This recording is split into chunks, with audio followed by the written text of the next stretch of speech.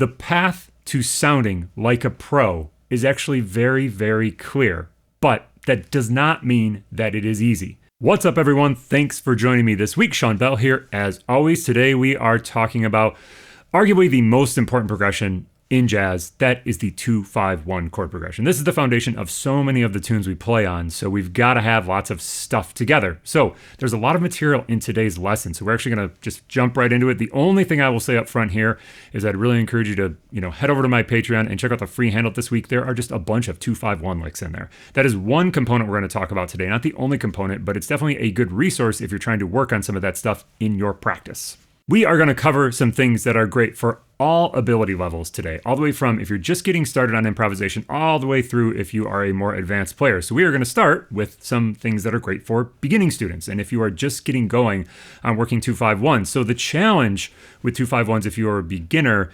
that they can be a little difficult because some of the things you maybe have worked on so far as a beginning student in improvisation, maybe learning your minor pentatonic scale or learning the blues, sometimes those skills don't fully carry over when we're working on tunes that have 2-5s because we have to move through a number of key centers oftentimes, and some of that minor pentatonic and blues information, it can be useful on 2-5-1s, but sometimes it doesn't quite get you where you want to go, so you might need to develop some other approaches. The first thing you want to work on if 2-5-1s are new to you is developing an idea of where the key centers of a given song are. Most tunes that have 2-5-1s don't just stay in one key the entire tune. That does happen sometimes, but it's certainly not the most typical thing.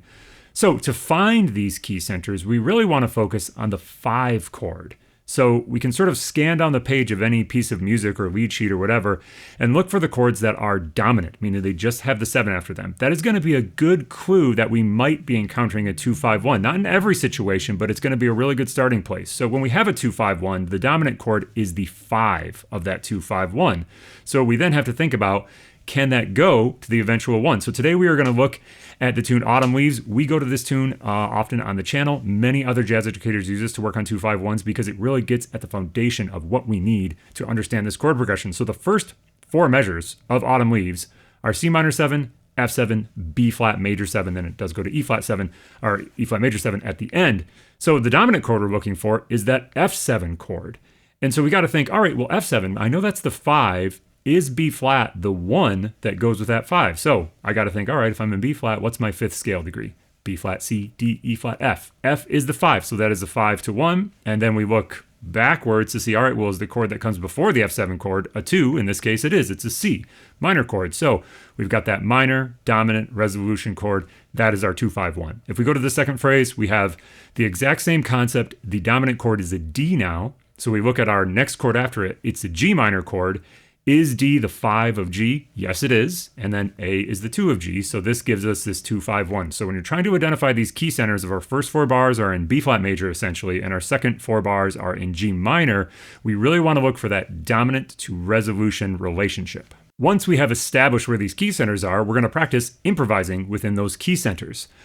Now, you're not going to think about any of the chords, really. You're just thinking about big picture key centers, and really what I would keep at the forefront of your mind are trying to play melodies that have clear beginnings and endings, playing in time, and playing with a great sound. Now, for me, I would actually maybe lean towards thinking about the B-flat major pentatonic or the G minor pentatonic.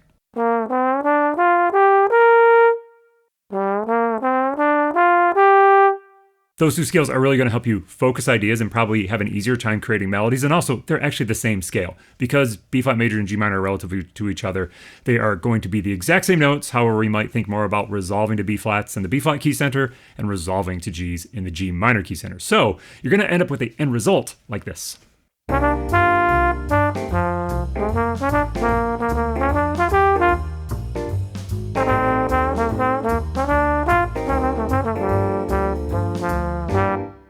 If you feel confident building those type of ideas and staying just in each key center, you can take the next step where you start to get a little bit in touch with the chords. We're not even worried about the full-on arpeggios yet. We just want to think about what are the important chord tones on some of these chords.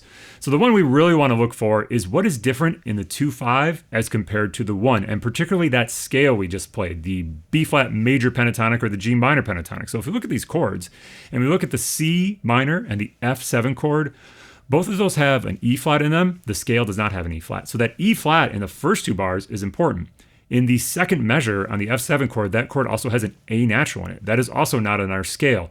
So thinking that big picture, we're still working in the scale, but maybe in those couple of measures, we possibly get to a couple E flats, maybe an A natural on the F7 bar. That is going to help us feel like we're a little more inside the chord changes without having to worry about all the complexities of the music theory quite yet. The same thing is going to be true on the G minor key center. The note that's really, really important there to connect with is an F sharp, especially on the D7 chord. That is the third of the D7 chord. Important note there, and definitely not in our G minor pentatonic. And that F sharp is really going to make us feel like we hear G as resolution versus B flat as resolution.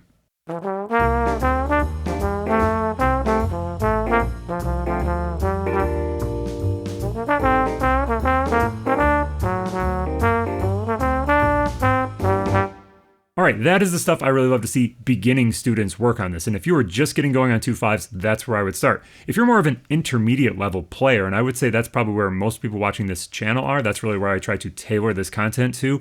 And I think the vast majority of students and just musicians in general working on improvisation fall into that intermediate category.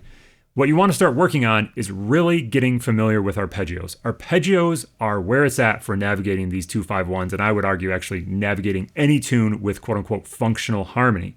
So the first thing you want to do is just get these arpeggios so you can play them up, down, all inversions, frontwards, backwards, as many ways as you can, getting extremely comfortable with them in a sort of fixed patternistic way.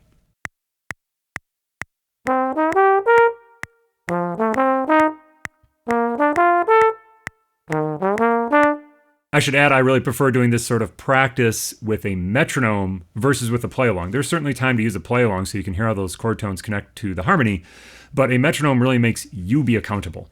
And that's really what you want in this phase of your development, is just really making sure that arpeggios are on complete lockdown. So once we get this going in all different directions, all inversions, we got to start thinking, how do we make music out of this? So if we just take our first couple measures, we've got a C minor 7 chord to an F7 chord. If we go up that C minor chord from the root, we end on a B flat. So rather than just in the next measure jumping right down to F, so we start on every root, we got to think about, okay, well, what's the voice leading I can create from that B flat? I could go up to the C natural on the F chord. I could go down to the A natural on that chord. And then you could decide, do I want to go up through the rest of that chord or go down through the rest of that chord? Sometimes that's going to be dictated by what range you're in. Sometimes you're just going to be choosing which sort of melodic direction you work in. So this would be the next step in getting these arpeggios. So you're making this kind of through weaving line, connecting chord tones in hopefully a melodic and voice leading driven sort of way.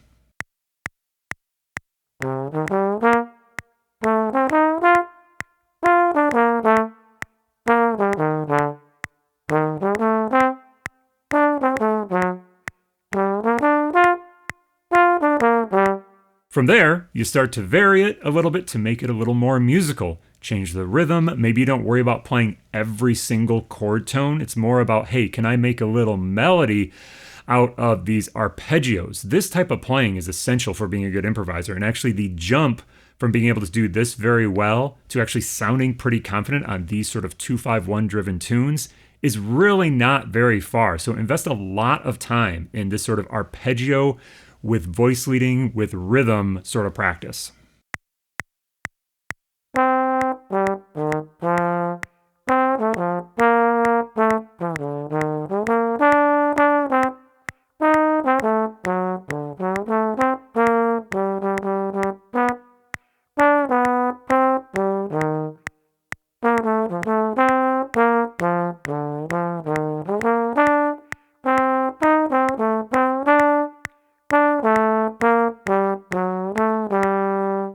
The other primary area that I like to see intermediate level players working is learning vocabulary. Now, we talk about this a lot on this channel, whether you call it learning licks, learning phrases, learning vocabulary. I think it is something that is very, very important, but I constantly get pushback from people online saying that learning licks is not the way we improvise. And they're right. It's not the end result that we want to have. It is a fundamental way that we practice. It's just like practicing long tones or lip slurs. We use that information and use that practice when we perform. It is not the end result that we're looking for, is just to cut and paste licks. There are very few hills that I am willing to die on, but this is one of them.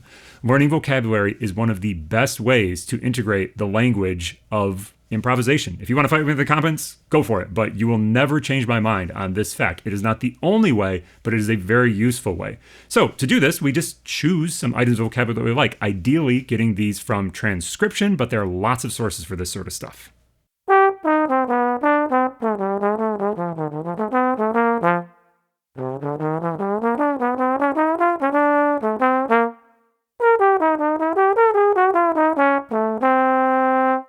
Once you develop some of that information, you got to work on applying it on the tune. So the first step is literally just to cut and paste it on the 2/5s. That's a very sort of structured and in-the-box way of practicing. I think that's the type of practice that really rubs people the wrong way. But it's an essential thing that you just have to move through. It's not the end goal, but you got to move through that type of practice. And eventually, you start to use these in a little more organic way where you connect the dots. And then eventually, you just forget about them and they're going to come out a little more naturally in your playing. All right, so now, what if you are a little more of an advanced player and just navigating through these 2/5 probably feels easy to you now and you feel like you've got some stuff to say? What do you keep working on? The first thing I would do is just continue to collect and sort of accumulate different ideas, different vocabulary, different approaches. This really never stops from my perspective as an improviser. You're always sort of listening to other musicians being like, oh, that's a cool idea. What is that? You know, or hearing a different approach on how you can move through a chunk of changes and they're like, oh, I got to get some of that in my playing. So it really never stops. It's really a matter of getting variety of ideas, getting a high level of fluency with the ideas that you want to play, and some flexibility so you can move through your different ideas in lots of different ways. So you got to start out by saying, well, do I know lots of different things to play on the dominant chord half? There's obviously a lot of colors we can access there.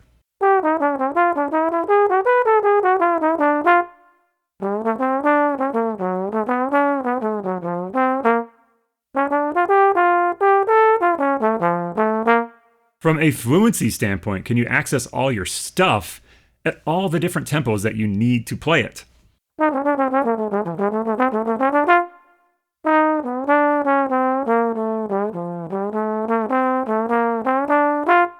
Can you be flexible with some of these ideas that you have practiced to change with the musical situation you're in?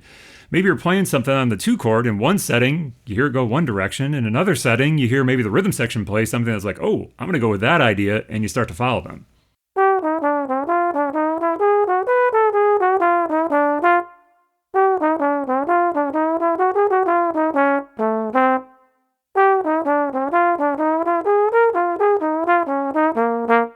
The other thing that I would recommend for more advanced players to start concerning yourself with is actually not just thinking about, hey, can I sound good, but really thinking about what do I want to sound like? There are obviously tons of directions you can go on almost all elements of improvisation. It's one of those things where the more you learn, the more you realize, man, I don't really know that much and I have a ton of stuff to still work on. So you have to start making subjective choices about what areas to emphasize. What areas do you gravitate towards? For me, for example, I find myself really being a fundamentally melodic player.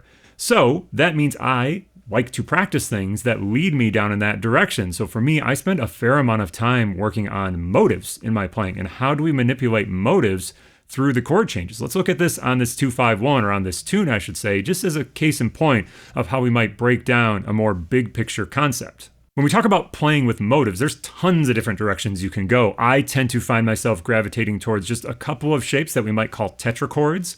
These are 4-note shapes that don't necessarily fit into arpeggio so neatly.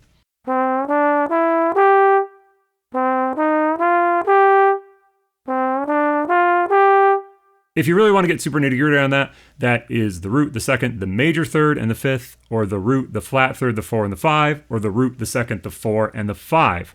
At least if we're looking at them in C. We'll get to kind of where we go with that next, but we want to start out by just putting this through the changes. Can I just transpose this through all of the chords and make some of the necessary changes that I need to? For example, when you get to the minor 2/5, some of the details are going to be slightly different about, do I put a whole step or a half step here, as there are some alterations in some of those chords.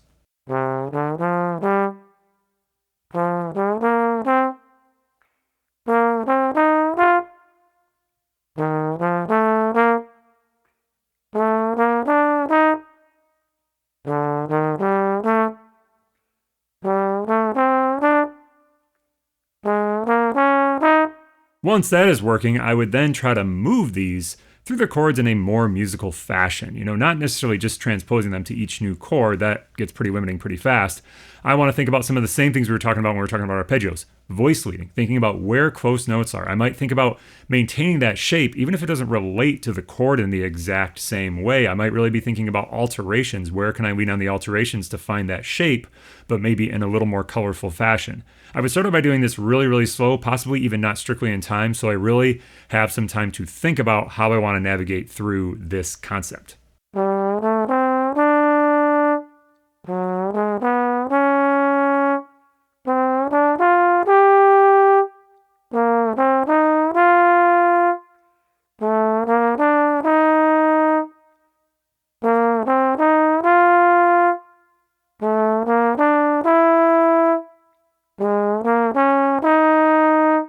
Lastly, as usual, we then full on put it into music and maybe try to be a little less strict. There I was really trying to get that motive in every measure, and that's why I maybe gave myself just a little wiggle room with the time so I could think and hear how the voice leading might occur. But when I actually put it into practice, sometimes if I don't hear it or I'm not quite there, I either will rest or I just won't play something or change the rhythm to make it work. I won't be so strict.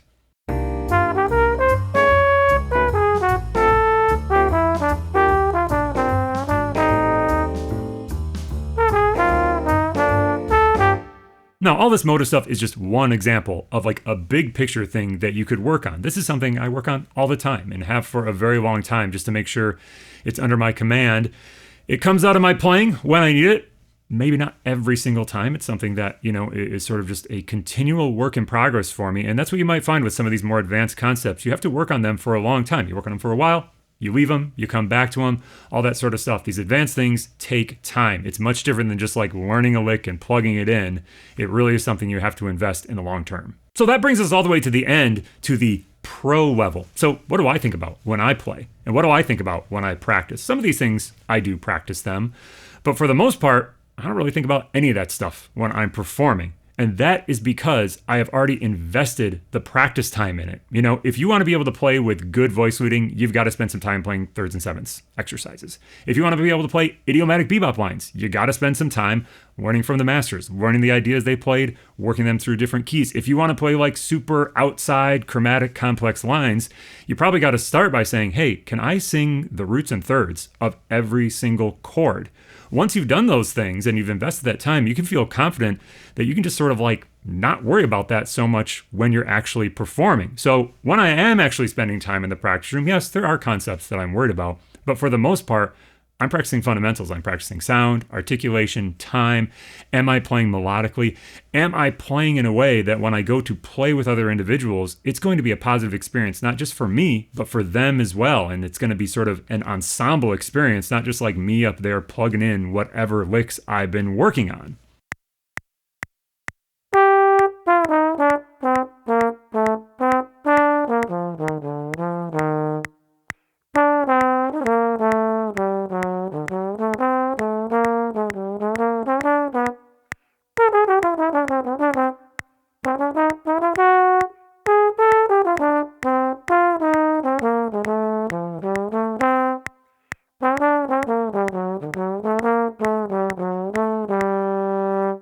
So the path to sounding like a pro is actually very, very clear, but that does not mean that it is easy. This takes a lot of practice, and it takes practice over many years. I've been working on improvisation as the primary part of my practice for 20 plus years at this point, and I still feel like I have tons of things to learn. I think I'm a very competent journeyman professional that I can always get up and play a good solo. And then there are some nights where I feel like I really reach the level of maybe being more of a jazz artist. And so it's something we all need to continue to work on, and making sure you're carving out time for the things that are appropriate for where you are. If you're in that beginning stage, don't start worrying about a bunch of complex 2-5-1 licks. That is going to undercut your progress if you can't play a clear melody in time. If you're at that intermediate stage, don't start worrying about, hey, how am I going to superimpose giant steps changes over this 2-5-1 because I saw somebody online say that you can do that. That is going to absolutely stunt your progress. So think about where you are, what's appropriate for your level, and then really, really dig into it, and you will know when it is time to advance. Cool. We'll see you in the woodshed.